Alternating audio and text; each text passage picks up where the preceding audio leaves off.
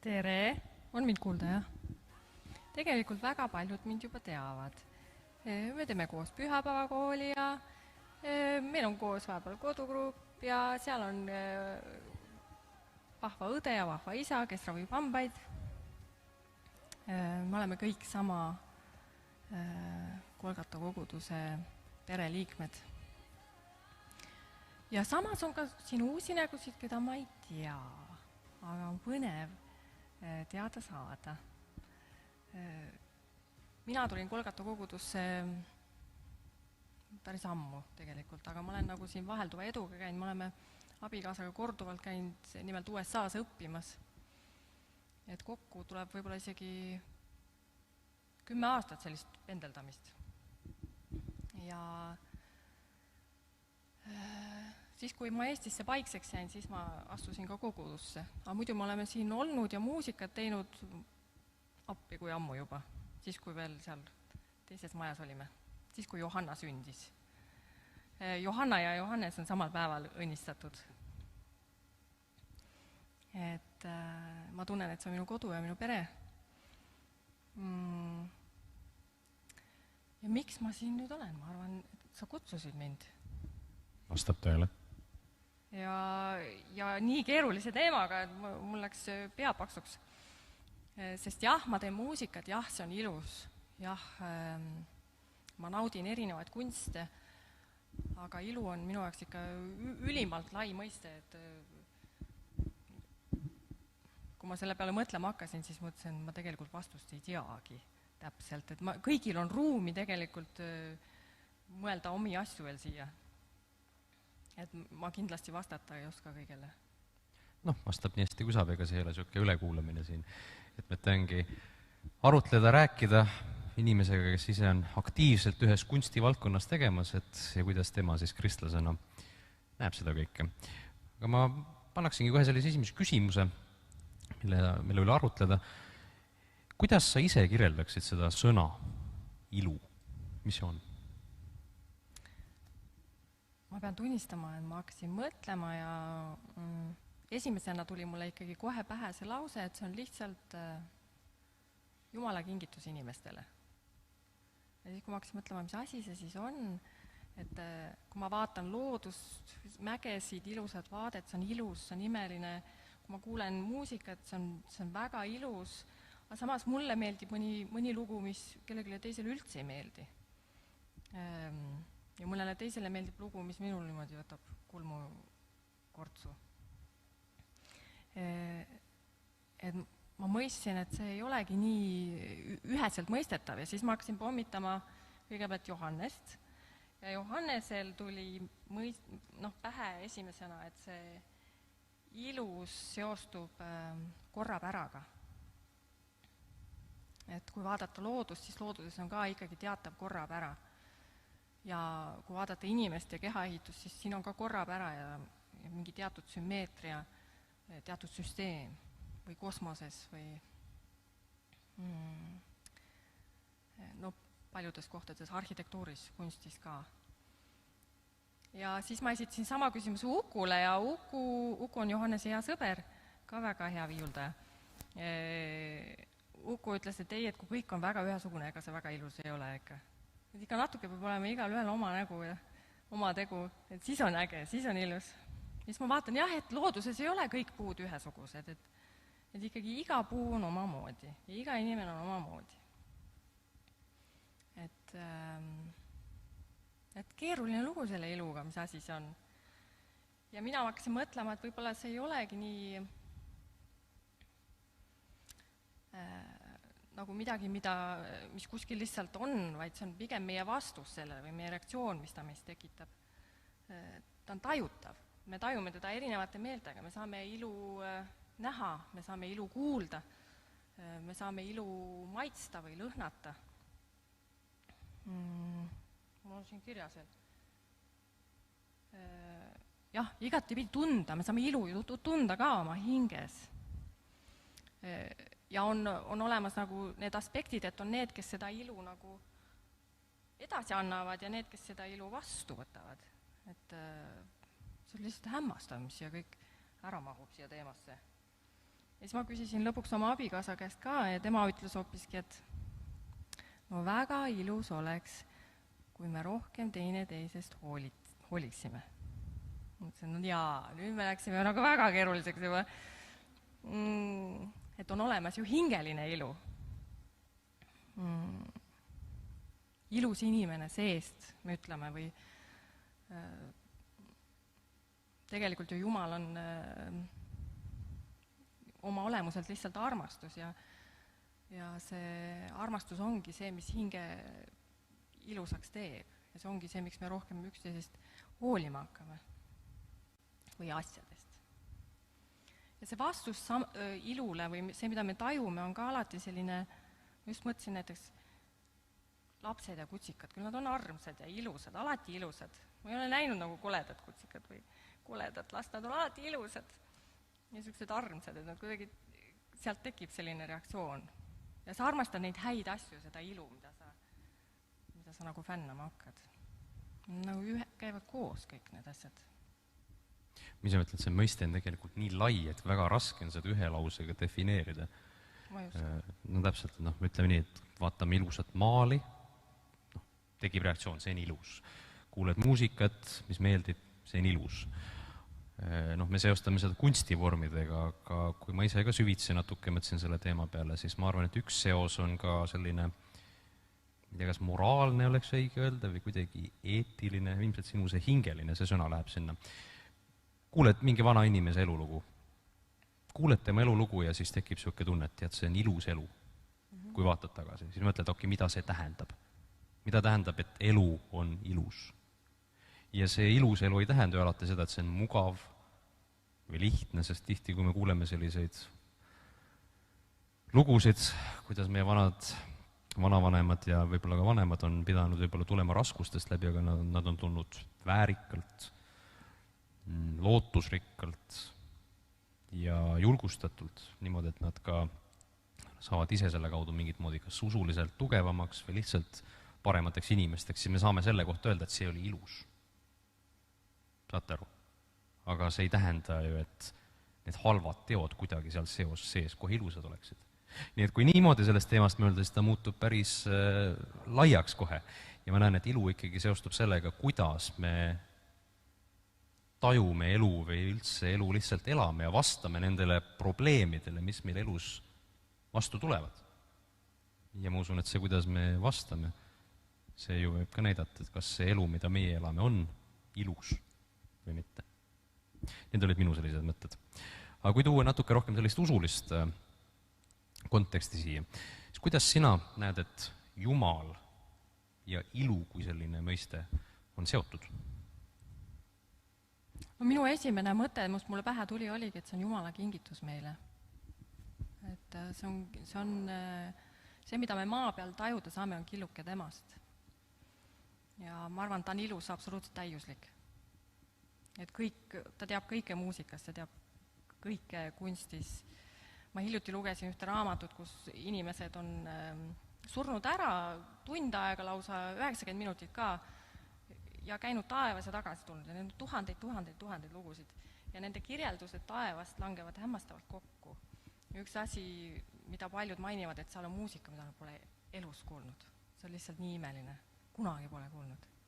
Või seal on värvid, mida nii erksad, et nad ei oskagi nagu kirjeldada, mis värvid need sellised on. Et see, mida me siin maa peal tajume, on nagu väga-väga hägune võrreldes sellega, mis tegelikult Jumal ise on ilus. Ma mõtlen, et minu enda selline pöördumiskogemus võib-olla sobib siia juurde, kui sa kirjeldasid, et seda märksõna hall. Et kui ma näiteks ei olnud kristlane, elad ikka oma lihtsalt sellise elumehe elu ja tahad niisama olla ja uusi asju proovida. Aga see viis kõik masendusse, proovid selle oma alkoholi ja joomisi ja ma kirjeldaksingi tol hetkel, et elu oli lihtsalt hall. Polnud nagu mingit sisu, polnud mingisugust sügavust, kõik oli lihtsalt mõttetu hall. Ja kui ma usule tulin, kui ma võtsin lõpuks Jeesuse vastu ja ma sain sellise pääste kogemuse, siis kogu maailmapilt muutus, mitte lihtsalt, et mul on selline konkreetne raamistik, mille põhjal ma saan nagu asju mõtestada, et ahah, mis on elu mõte, kust kõik tulnud on, kuhu ma lähen, mitte ainult see, vaid ka see, et miks ma eksisteerin, miks ma midagi teen. See annab nagu mingisuguse täiesti teistsuguse sisu, mida on üldse raske sõnastada, võib-olla kõlabki natuke veidrana. Aga üks selline tunne, mis mul oli, kui ma usule tulin, oli see, et mul oli selline tunne, et ma nägin, et maailm oli värviline. Ma ei mitte, et ma ennem oleks värvipiime olnud, aga ma sain aru, et kuidagi värviliseks muutus kõik. Ma hakkasin nägema ümbritsevas elus mingisugust ilu, mingisugust puhtust. Ja see tekitas minus nii suurt rõõmu. Ja siis hakkas ka minu ellu tekkima lihtsalt üleüldine niisugune harmoonia ja kord ja kui ma ise mõtlen, et mis on niisugune minu jaoks kõige selgem seos Jumala ja elu vahel, siis ma leian, et see sõna harmoonia või kord tekitab selle. Siis ma leian, et ilu on ikkagi seotud ka harmooniaga. Kui asi on ilus, siis me näeme, et ta kuidagi toimib koos, ta on harmoonias. Ja puht sellise teoloogina, kui ma ise loen piiblit ja piiblilugusid ja näen seda suurt, ütleme siis metanarratiiv, öeldakse selle kohta, piibli suur lugu, see metanarratiiv, siis see narratiiv ongi kaosest korra loomine. Et kui Jumal ei sekku, asjad lagunevad koost ära, tekib kaos, tekib kurjus, ei tööta. Ja Jumal sekkub, ta loob korda, ta loob harmooniat. Ja me ju näeme seda ka inimeste individuaalses elus, et kui inimesed tulevad usule, nad võtavad selgelt Jeesuse vastu, siis nende elus tekib mingisugune harmoonia jälle, nad hakkavad kuidagi paika minema. Ja see oli ka minu selline suur kogemus, et ma tundsin, et ma enne usule tulekut, ma olen täiesti paigast ära, mul pole elus mingisugust suuremat sisu ega tähendust, ma nagu lagunen ära. Ja siis äkki Jumal tuleb minu ellu, ta annab mulle selle sisu ja ma tunnen, kuidas nüüd on jälle kord majas. Iga päevaga see kord läheb aina rohkem korda. Võib-olla see kõlas veidrana, aga see on minu selline väikene kogemus. Aga ma küsiks nüüd siia järgmise küsimuse. Nii, sa tegeled muusikakunstiga, eks oleks öelnud. Mina pigem tegelen maalikunstiga ja üldse sellise kujutava kunstiga. Mitte küll professionaalsel tasemel, aga lihtsalt hobi korras. Ja kui ma ise olen vaadanud siis kunsti suure pilguga läbi ajaloo, siis mul tundub, et see pilt on selline, et mingi hetk olid maalid väga ilusad ja siis tuleb niisugune modernne maailm, kus teadlikult tehakse midagi, mis on kas siis paigast ära või kole. Ma usun, et te saate aru. Ma ei ütle, et nüüd modernne kunst oleks kategooriliselt kole, aga mingis osas ta natuke võib-olla liigub sinna poole. Ja küsimus oleks siis selline, et kas oleks õige öelda, et kristlase vaatest peaks kunst alati ilus olema? Mis sa arvad? Kunst on lai mõiste. Ma arvan, et ma võin üsna kindlalt öelda, et kunst ei ole ainult ilu. Kunst on ikkagi elu ise. Kõigi oma raskuste ja hädade ja viperustega, mis ta meile keerab, see on kõik, mida me tajume. See on täpselt nii kirju, kui on inimeste kogemused siin maa peal minnes. Ükskõik kas koos Jumalaga või ilma. Aga isegi koos Jumalaga me lähme ju erinevatest asjadest läbi. Inimesed lähevad kohutavatest asjadest läbi koos Jumalaga. Et ei ole kõik ainult ilus ja roosiline. Nii ei saa kunst ka olla kõik ilus ja roosiline. Siis ta ei ole nagu päris, ta on nagu võlts. Et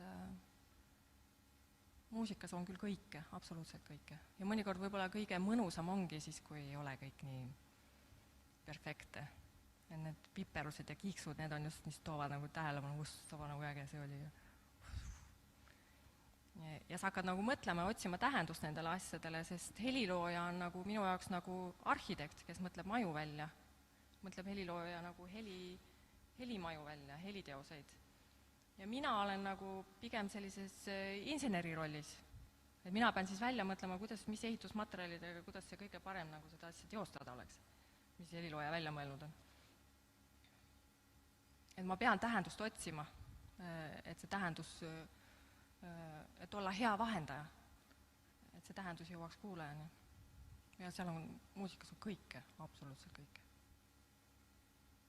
nagu ka kujutavuskunstis on kõike. Vahel on huvitav mõelda ka nende erinevate kunstnike elulugude peale. Sest minu meelest tuleb ikkagi välja see, et kunstnik üritab oma kunstiga, ilmselgelt ta tahab anda mingit sõnumit edasi. Aga tihti nad tahavad ka kuidagi, ma isiklikult arvan, väljendada ka enda sellist kas sisemist tunnet, emotsiooni, maailmataju, et seda, mis nagu nende sees on, et seda kuidagi väljendada. Ja ma arvan, et ühiskonna nagu sellises suures pildis kunstnikud on ka need, kes peegeldavad seda, mis meie maailmas toimub. No see on lihtsalt minu arvamus, aga kui vaadata seda, mismoodi nagu kunst kuidagi läbi aja liikunud ja kujunenud, siis ühel hetkel kui oli nüüd selline renessanss, et tajuti, et nüüd on vaja kõige lihtlabasemas keeles ilusat kunsti teha. Ja siis on need suured tuntud kunstnikud ja need tuntud suured maalid ja lihtsalt vaatad neid ja hing jääb kinni, kui vaatad neid maale. Ja lähed kuskitele vanadesse katedraalidesse ja vaatad sinna lakke ja mõtled, et keegi maalis need kõik seal uskumatu, lihtsalt meeletu töö, meeletu vaev, terve eluaeg seda tehti. Ja siis võtle võrdlusaluseks tänapäev, kus mõni maal ongi lihtsalt üks must ruut valgel taustal. See on üks päris maal. Mul autori nimi ei meenu praegu, üks vene autor. Ega sul ei meenu? Ei meenu ka, mida teil lihtsalt üks Eesti arhitekt tõmbas lihtsalt pintsliga. Perfektne. Valmis. Jah, aga ma isiklikult arvan, et see nagu näitab midagi ka meie sellise üldise ühiskonna kohta. Et mida me väärtustame ühiskonnas, mida me oluliseks peame. Ja üks jutlustaja rääkis ka kord arhitektuuri vallas ja huvitava loo, kuidas ta oli reisimas ühes riigis ja ikka sa sõida autoga ringi, seal taksojuht näitab, et näed, siin on see maja, see maja, see maja ja siis taksojuht viis selle jutlustaja ühe maja juurde, ütles, et näed, see on selle linna esimene postmodernne hoone. Ja siis see jutlustaja küsis, et mida see tähendab nüüd, et postmodernne hoone. Ja see autojuht vastas, et see on niisugune maja, mis väljendab seda, et kui elul ei ole tähendust, siis miks peaks meie majadel mingi tähendus olema, et sellepärast on seal aknad, mis lihtsalt ei lase valgussesse, siis on lihtsalt trepid, mis lähevad kuskile mõttetusse kohta, uksed, mis teed lahti ja sul on sein ees, nagu täiesti suvakas. Postmodernne hoone. Ja siis jutlustaja andis ka sellise geniaalse vastuse, et ahah, okei. Ütle mulle, kas ta ka selle maja vundamendi postmodernselt rajas? Saate aru? Vundamendil peab olema eesmärk, kannab maja. Kui sa lood vundamendi selliselt, et see maja kanda ei saa sul kõik kokku. Nii et kuigi meie ühiskonnas võib-olla selline üldine taju on see, et tähendust ei ole, või et selline nihilism on üks selline märksõna, et kõik on täiesti tühine. Ja mingis mõttes kunstiga üritatakse seda kuidagi kas peegeldada meile kõigile, meie ühiskonnale, siis kuskilt tuleb ikkagi see, et tead, see kõik ei saa päris tõele vastata. Sest isegi kui sa üritad kunstiga peegeldada, et näed, kõik on tühine, kõik on segane, siis tegelikult sa ikkagi mingisugust harmooniat ju ajad taga. Mingisugused värvipläkerdised koos on ikkagi natukene kõnekamad, ilusamad kui mingid teised. Ja ma arvan, et siin on see hetk, kus me peaksime nagu kristlastena ka võtma kuidagi väga tugevalt sellise seisukoha, et jah, see taju on sinu sees sellepärast, sest sa oled Jumala näoline. Jumal on sind loonud. Sul on see tunnetus sees, et kõik toimib mingisuguse korra järgi. Lähen jälle teemast korra mööda, aga kuulasin ükskord ühe psühholoogi loengut ja ta kirjeldas, kuidas ta ka oli vist mingisugune kontsert, kus nihilistid olid koos. Nihilistid ongi need, kes siis usuvad, et elul ei ole mingisugust tähendust ja kõik on mõttetu. Ja kui ta kirjeldab seda, kuidas ta vaatab neid nihiliste seal kontserdil, kui need nihilistid kuulevad muusikat, siis need hakkavad kõikigi liigutama ennast, tantsima. Siis ta mõtleb, et huvitav küll. Elul ei ole tähendust, aga nii kui te kuulete mingisugust ilusat muusikat, mis vähemalt teiega kuidagi resoneerub, siis te tahate ka, et tead, see tekitab midagi sinu sees. Ahah, ma tahaks nagu liikuda, ma tahaks ka mingisugust. Ja siis see psühholoog kirjeldas, et näed, see on see taju nende sees, et elu ei ole tegelikult mõttetu. Mingisugune kord ikkagi on. Ja kui sa kuuled ilusat muusikat, siis sa tajud seda enda sees, enda sügaval sisimas. ja kui me ka mingi hetk siin kuuleme seda muusikat, siis ma arvan, et me saame kõik seda kogemust tunda siin. Aga ma läheks nüüd viimase küsimuse juurde. Kas on mingisugused piiblitekstid ka, mis on sind eriliselt kas kõnetanud või julgustanud, et jah, minna edasi oma muusikakunsti tegemistega või üldse lihtsalt kunstiga? Piiblis on hästi palju ju muusikast ja hästi palju laulmisest. Ja minu jaoks on muusika minu, ma ei taha öelda elukutse, sest ta ei ole ainult elukutse, ta on kogu minu elu. Ta on pingutus, ta minu jaoks meeletu pingutus ja nüüd ma räägin nende 2 noorega, kes ka käivad tunnis ja õpetaja nõuab ja ütleb, nii ei saa ja mis sa mõtled ja miks sa üldse seda pilli mängid, sa pead teadma ja nad saavad niimoodi vastu päid kogu aeg ja otsivad nagu seda oma rada. Aga see tung nagu selle rajaga edasi minna on suurem kui see kriitika, mis selga tuleb. Ja sellepärast võib-olla kõige rohkem on mind kõnetanud piiblitekstid, mis tegelevad sellega, miks ma seda teen. Et miks ma olen selle portsu otsa sattunud. Ja kindlasti võiks keegi teine seda teha, mitte mina. Kunagi ma nägin et ma tulin siia Kolgata saalist sisse ja koor laulis ja kõik olid uhketes riietes ja orel möllas ja siuke orkester ja ilma minuta, kõik toimis. Et mind ei olnudki vaja. Et tegelikult see ju nii ongi, aga on tähtis minule, nagu oli tähtis leida see minu koht, et miks mind siis ikkagi on vaja või miks ma sellega üldse tegelema pean. Ja neid ma võiksin teiega ka jagada.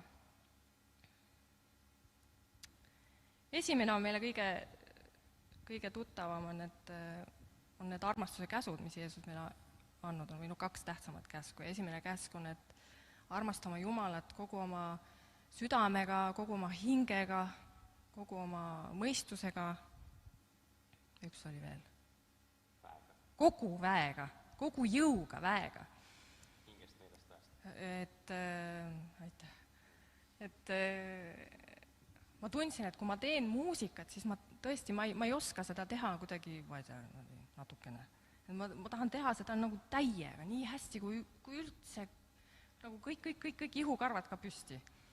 Ja see on mul nagu loomuses ja mingi kiiks, mis mul küljes on ja ma hakkasin seda mõistma, et lihtsalt nii ongi ja ma olengi selle jaoks loodud niimoodi, et mõni teine ei ole. Ja kui ma olin noorem, siis ma arvasin, et on kasulik õppida muusikat absoluutselt kõigil. Aga nüüd ma tegelikult arvan, et tõesti see on nagu väga selline, nii nagu keegi tahab joonistada, tungivalt joonistada või tungivalt ehitada, et tõesti meil on hästi erilised anded igal ühel ja see tung tuleb nagu ära tunda enda sees. Et see on tegelikult väga tugev ja ilma selleta sa lihtsalt ei oskagi enam nagu olla. Pea on laiali ja sa ei teagi midagi muud, mida sa veel oskad. Ja ma mõtlesin, kui Ukraina sõda tuleb ja mida ma nüüd tegema hakkan ja kes mulle kontsertile ehitada ei oska. Iluaeda ma oskan, aga kes siin sõja ajal iluaeda teeb, täitsa jama. No. Et ma arvatavasti teen siis ka muusikat. Ei lähe püssis käes. Siis teine kirjakoht on sellega seotud. Mu telefon läks rändama. Saad tuua? Et see on huvitav, et eesti keeles, kui seda kirjakohta lugeda, siis seal on tõlgitud, et tee muusikat oma südames. Ja siis ma hakkasin uurima, et äkki on ikkagi mingi parem tõlge, sest need on ju, see on efeslaste kiri, et see on vist kreeka keeles tõlgitud, eks? Et seal on väga palju variante, kuidas sa midagi tõlkida võid. Ja kas kõik saavad inglise keelest aru? Nii. Et efeslaste 5. peatükis, kui lugeda, terve see peatükk on hea, aga 19. salmis on siis niimoodi. Speaking to one another in psalms and hymns and spiritual songs, singing and making melody in your heart to the Lord. Et mis siin ütleb ka, et siis teed nagu seda meloodiat oma südames. Aga mõni teine tõlge on näiteks speak out to one another in psalms and hymns and spiritual songs, offering praise with voices and instruments, and making melody with all your heart to the Lord. Ja minu jaoks siin on väga suur erinevus. Et siin on just see, mis ma enne lugesin, et armastama Jumalat kogu oma südamest. Et siin ongi, et kui sa teed muusikat, siis tee seda kogu oma südamega. Igat oma nooti tee kogu oma südamega. Ja siis, kui sa seda tööd niimoodi teed, siis Jumal tuleb ja paneb nagu sinna mingi oma portsu peale. Ja siis juhtub midagi täiesti sellist kontrollimatut, et sa ei saa nagu aru, et inimestel nagu hakkab järjest rohkem see meeldima või too meeldima, kuigi sa ise teed nii, nagu sa alati teed, harjutusruumis või ükskõik kus.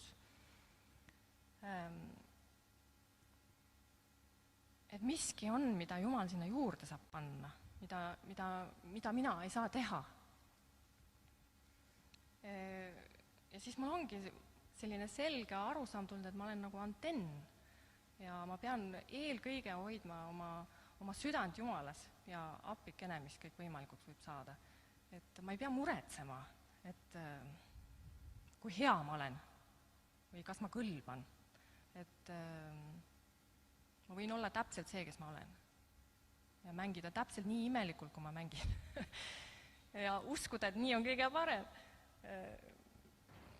Ja see ongi see, mis on imeline tegelikult. See on just see, mis läheb Uku selle ilukirjeldusega ka kokku. Et see ongi see, mis on äge, et me teeme sama asja täiesti erinevalt. Et näiteks kui ilu ei saa nagu tegelikult võrrelda või konkurssi lauhinda anda. Sest kui ma annaks sama laulu laulda näiteks, ütleme, Liis Lemsalule ja seal, kes see neid muusikale teeb, Anna-Liina Võsale. No need tuleks täiesti öö ja päev, need laulud. Kuigi nad laulavad täpselt sama laulu, aga see ongi äge, et nad on nii erinevad. Või et seda muusika maitset on nii erineva mõõduga. Ja ma teen seda, mida mina teen, sest ma tunnen, et selleks on Jumal mu koolitanud, seal USA-sse saatnud ja siia saatnud ja et ma täna õhtul siin istun ja et täna Johannes siin on ja et täna Uku siin on täiesti üks juhusseise otsas. Et mul on hea meel, et niimoodi see elu, ja ma saan nendega mängida. Et ma naudin seda hetke, kui ma istun sinna ja ma saangi nendega mängida. Et see on kõik õnnistus, puhas õnnistus. Imeline lihtsalt. Et selles mõttes kõik, mis on seotud pingutuse ja armastusega, kõik seostub minule muusikaga ja kõigega, mis ma siin elus teha saan. Et isegi Korintuse kõige kuulsam salm armastusest ütleb, et kui ma räägiksin inimeste ja inglite keelt, ma kogu aeg olen mõelnud, mis keel see on, mida need inglid räägivad. Et mida nad teevad, et ma tean, et nad ülistavad Jumalat 24/7. Et kui see ei ole muusika, siis see on veel midagi imelisemat. Aga kui ma räägiksin siis inglite keeles, aga mul ei oleks armastust, siis seal läheb edasi, siis ma oleksin kõmmisev vask ja helisev kelluke. Ei oleks mitte midagi. Ja ma olen seda oma eluga kogenud.